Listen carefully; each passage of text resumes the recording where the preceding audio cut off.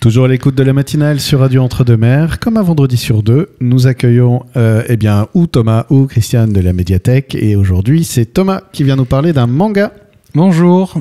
Salut Thomas. Un manga, un dessin animé ? Non, une bande dessinée. Ah, c'est vrai que c'est une bande dessinée. Après, le manga est une bande dessinée. Mais comme on est dans un autre pays, ça ne porte pas le même nom. C'est un genre à part entière. Donc, je suis venu vous parler du voyage de Shuna. Donc, ça ne vous dit peut-être rien, mais la personne qui l'a fait va peut-être vous parler. Donc, c'est Hayao Miyazaki, qui n'est rien d'autre que le papa du studio Ghibli. Ouais. Et du coup, c'est l'un de ses premiers œuvres qu'il a terminées, qu'il a créées. Donc, il a fait en 1983. Enfin 82-83, juste avant qu'il fasse son autre œuvre qui a bien marché là, c'est le manga Nausicaa de la vallée du vent. Ah oui, ça je connais, ouais. Voilà, qui est, avant d'être un film d'animation, c'est un manga. Ouais. Donc moi je ne savais pas avant de découvrir ça. Donc pour les personnes qui veulent approfondir le sujet, vous pouvez aller voir le manga, parce qu'il va beaucoup plus loin que le film. Donc le voyage de Shuna, pourquoi je suis venu vous en parler ? Parce que pour les gens qui veulent creuser l'univers Miyazaki, c'est un bon ouvrage parce que ça a été le terreau de plein d'idées qui plus tard deviendront des films, quoi. D'accord. Donc, par exemple, c'est une sorte d'œuvre somme. C'est ça.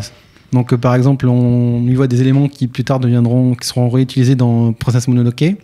Donc notamment le cerf du héros. Du coup, ça sera il sera réutilisé plus tard pour le cerf du héros de Princesse Mononoke. On y voit un moment un vieux papy qui va apporter de la connaissance au savoir au héros. C'est le même qui va apporter le savoir et la connaissance dans Princesse Mononoke. Plus tard aussi, même son fils Goro Miyazaki va réutiliser cette œuvre pour faire Les Contes de Terre et Mer, son premier film d'animation. Là, bon, on va pas dire que c'est du copier-coller, mais bon, c'est pareil. Il y a un chariot d'esclaves tiré par des bœufs. C'est quasiment le même qu'on voit dans cette œuvre. Ah oui, ok. Donc voilà, franchement, c'est la famille Miyazaki, c'est un bel ouvrage qui a été utilisé, qui est réutilisé, qui a été source d'inspiration. Pour le synopsis, ça parle d'un jeune prince qui vit dans un village très pauvre, qui fait des maigres récoltes, et un jour il tombe sur un étranger qui s'est perdu et qui est souffrant.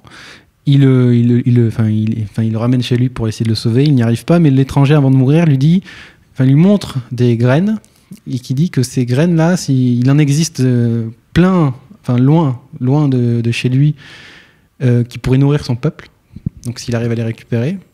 Et du coup, après, le héros, il part dans une quête initiatique à la recherche de ces graines pour pouvoir nourrir son peuple. Du coup, il lui arrive des aventures mystiques, humaines.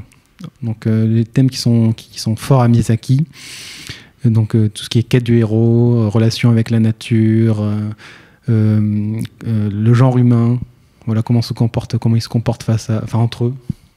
Alors j'ai vu, tu dis que c'est un manga, habituellement c'est en noir et blanc, et oui. Là en fait c'est de la couleur, oui. C'est quand même un format inhabituel. Oui, c'est un format inhabituel parce que Miyazaki il aime bien quand il fait des essais, ce genre de choses, il est colorié à l'aquarelle. D'accord. Ah oui, parce que voilà. Donc, en plus, si vous êtes un peu réfractaire au manga, là ça tombe bien parce que c'est coloré.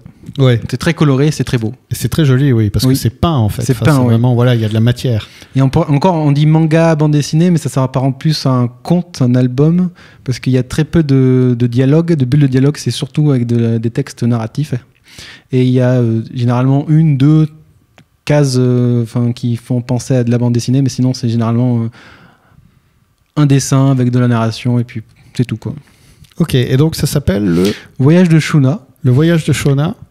Et pour ceux qui veulent un peu approfondir l'univers de Miyazaki, voir ce qu'il a fait, des petits travaux qu'il a fait à droite à gauche, je vous conseille le site Buta Connection qui recense un peu tout ce qu'il a fait.